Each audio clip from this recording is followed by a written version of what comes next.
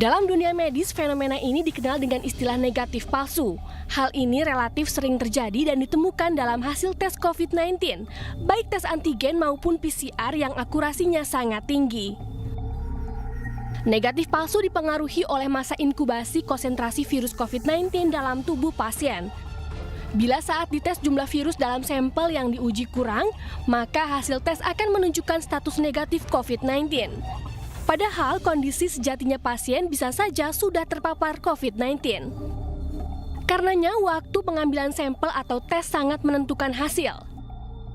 Penelitian Daily Science waktu terbaik untuk menjalani tes adalah 8 hari setelah kontak dengan pasien positif COVID-19 atau 3 hari setelah pasien menunjukkan gejala COVID-19. Karena di saat ini kemungkinan muncul hasil negatif palsu bisa diminimalisir. Karenanya, bagi warga yang menjalani tes antigen maupun PCR dengan hasil negatif, tidak menjamin ia bebas dari COVID-19.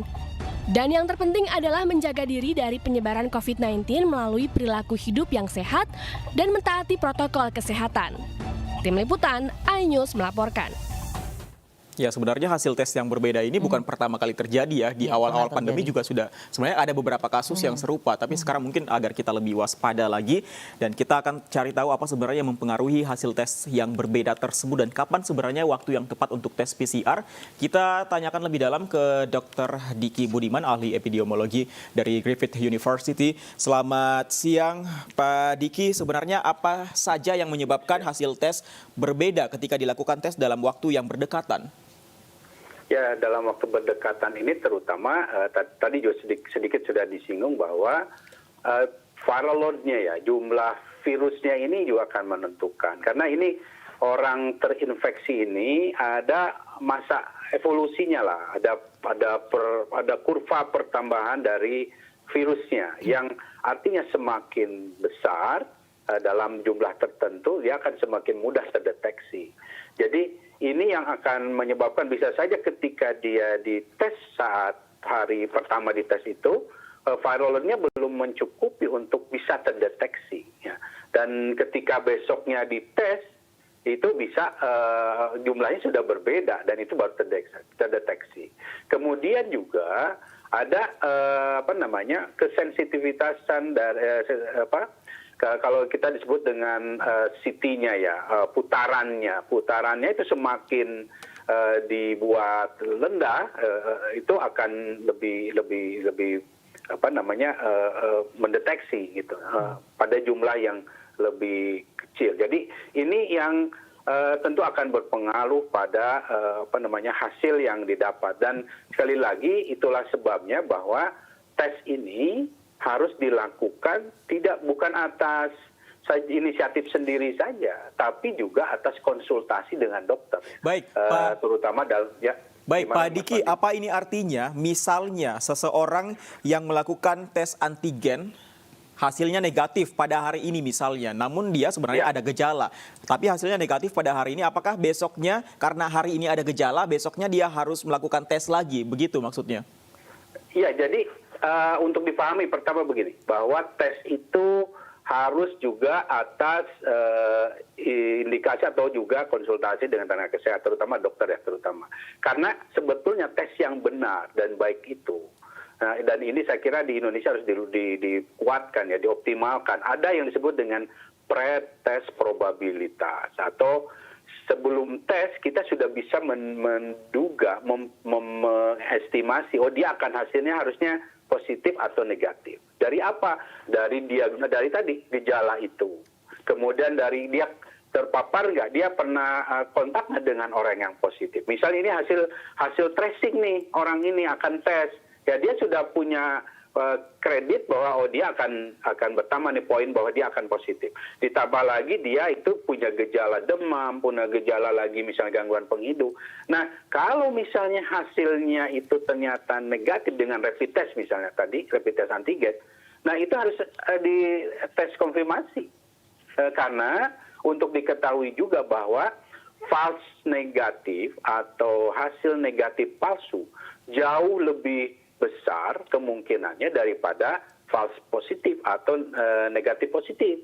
Dan juga hasil negatif palsu ini jauh lebih berbahaya daripada positif palsu. Karena apa?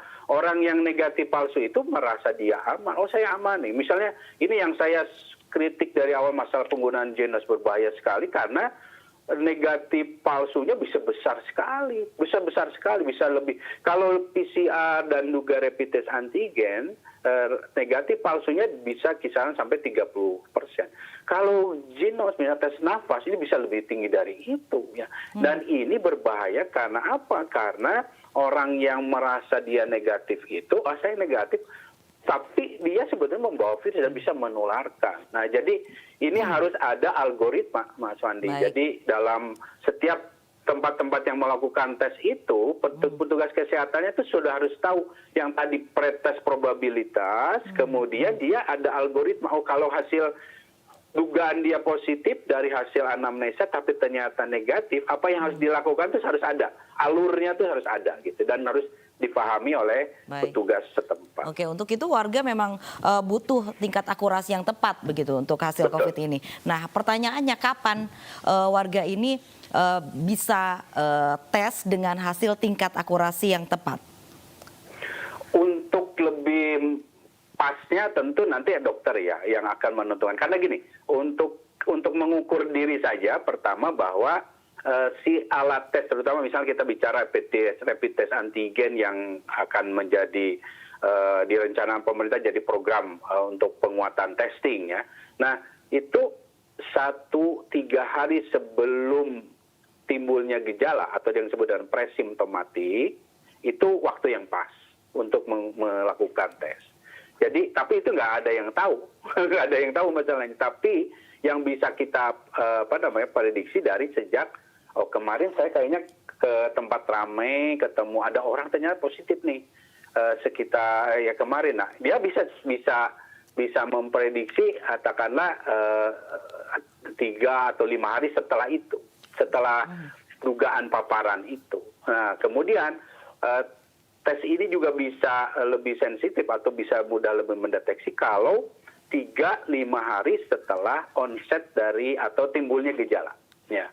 Jadi kalau sudah ada gejala, ini hari ini saya ada gejala, lebih baik nunda dulu lah sampai 3 hari dari mulai merasa gejala itu, misalnya apa itu demam, atau itu meriang-meriang, apa itu merasa penciumannya terganggu. Nah, hitunglah sampai 3 hari saja. Setelah itu baru melakukan tes gitu. Ini yang bisa sebagai acuan untuk diri. Tapi lebih tepatnya sebenarnya melakukan komunikasi dengan dokter. Baik, ini kan ada warga yang memang cukup khawatir Pak Diki, sehingga memang melakukan tes COVID ini seminggu sekali begitu. Itu ideal tidak untuk mencapai tingkat akurasi hasil tes COVID yang akurat? Ya, sebetulnya tidak diperlukan seperti itu ya, melakukan tes setiap minggu ya, karena begini, tes apalagi tes ini kan sebetulnya satu dia sifatnya adalah penunjang ya, bukan tes itu wah ini harus tes.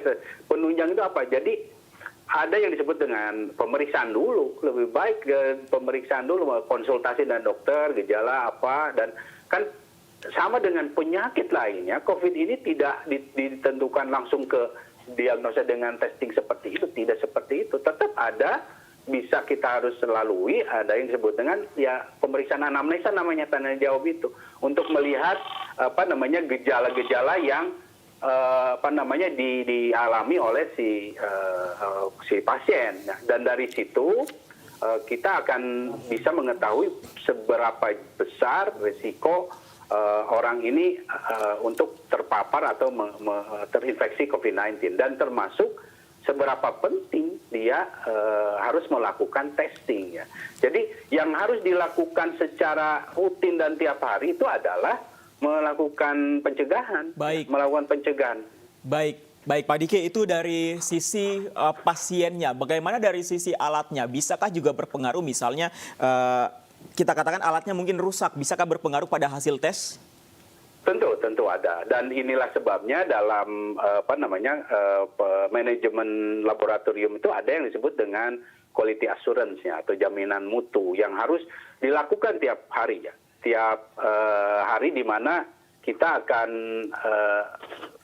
akan melakukan semacam monitoring ya terhadap kualitas dari alat atau tes yang kita lakukan ini. Dan ini adalah sudah satu, sorry ini saya. Ya, silakan. Kami masih bisa mendengar, Pak Diki.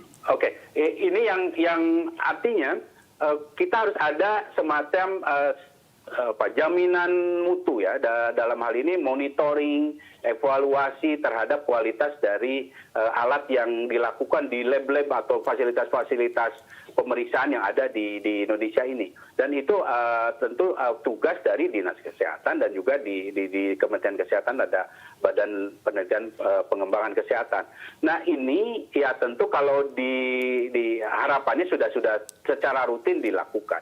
Saya kira sekali lagi kalau bicara secara umum yang disebut negatif palsu itulah yang jauh lebih kita khawatirkan dan jauh lebih sering ya negatif palsu dibanding positif palsu. Baik, kita harapkan juga alat tes PCR yang dimiliki Indonesia juga prima dan bisa menghasilkan hasil tes yang akurat begitu. Terima kasih, Dr. Diki Budiman, epidemiolog Griffith University sudah bergabung bersama kami.